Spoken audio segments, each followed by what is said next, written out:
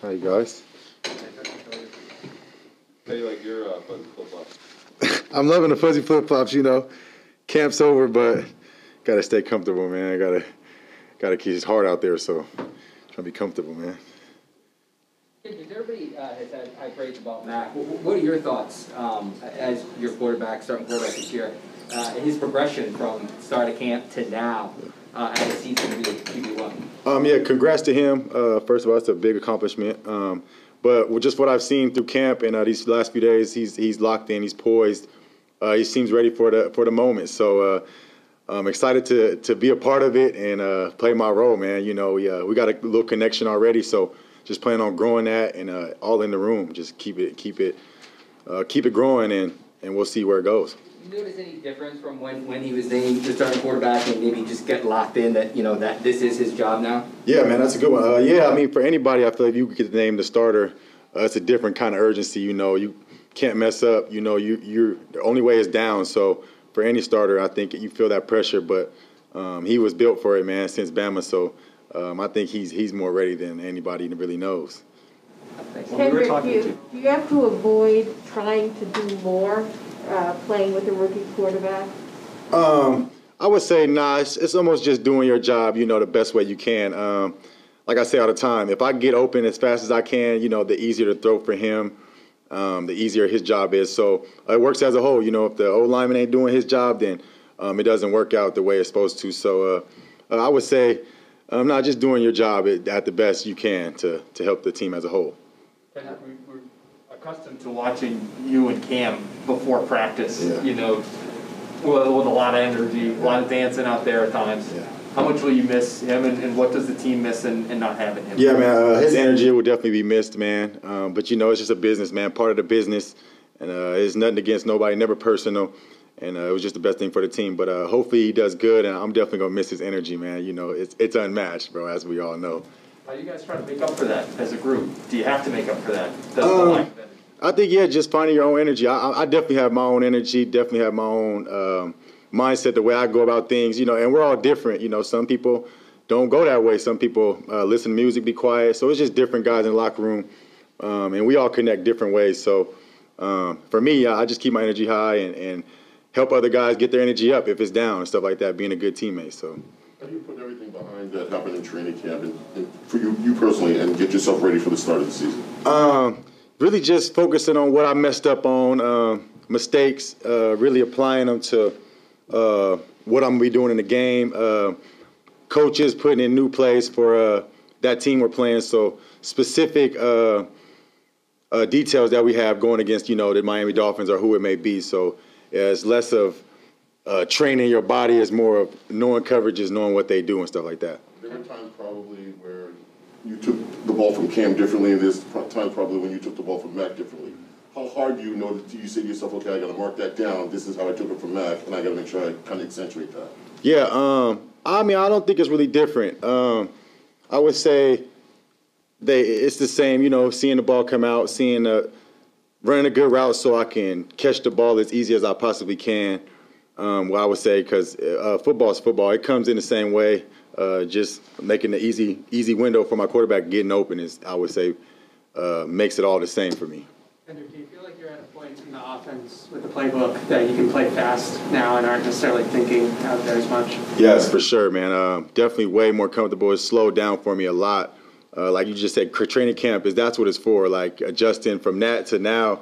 That's what I was focused on, my details, little things that I needed to work on. You know, just watching film and making sure I'm fixing those mistakes that I made. You know, not coming out making the same mistakes is what's key to making a team and just growing it as a player.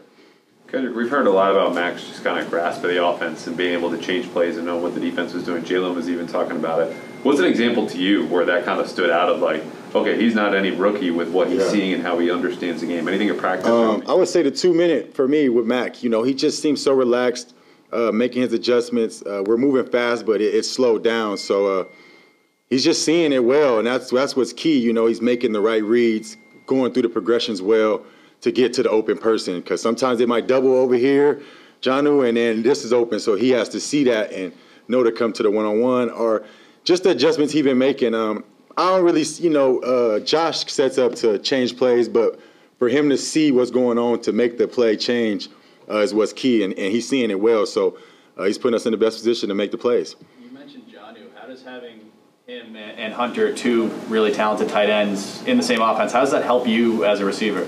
It's big time.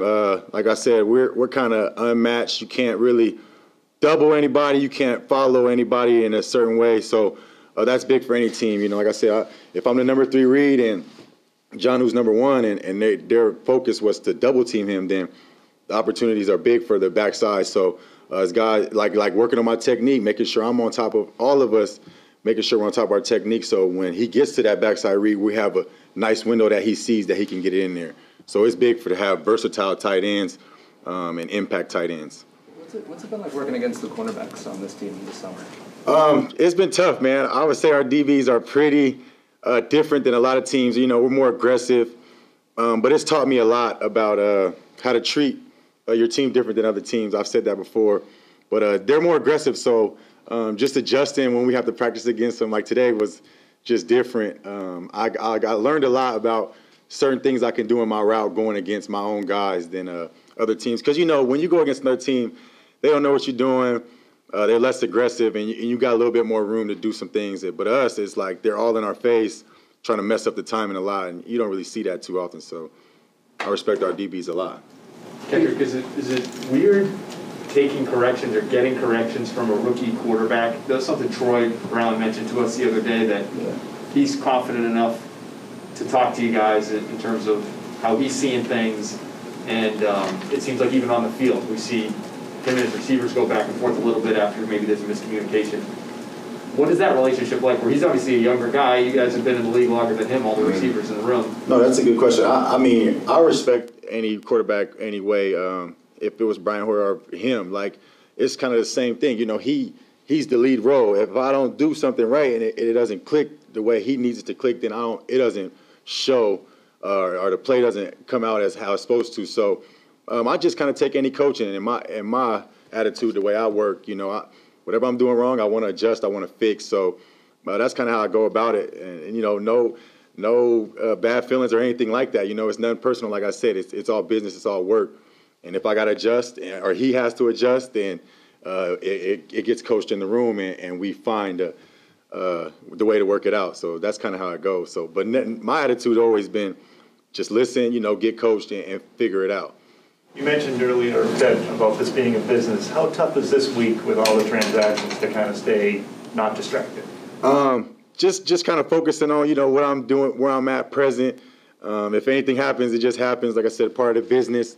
But yeah, just staying focused on what I got to do, who we playing, and just focus on getting better that week and my assignments and stuff like that. Because if I'm not ready, then it's not going to be a good week. So it's all about being prepared for me, have my body right and stuff like that, rather than worrying about if I'm going to be traded or, you know, if I'm going to be cut, just making the most out of the day. So I avoid those kind of days.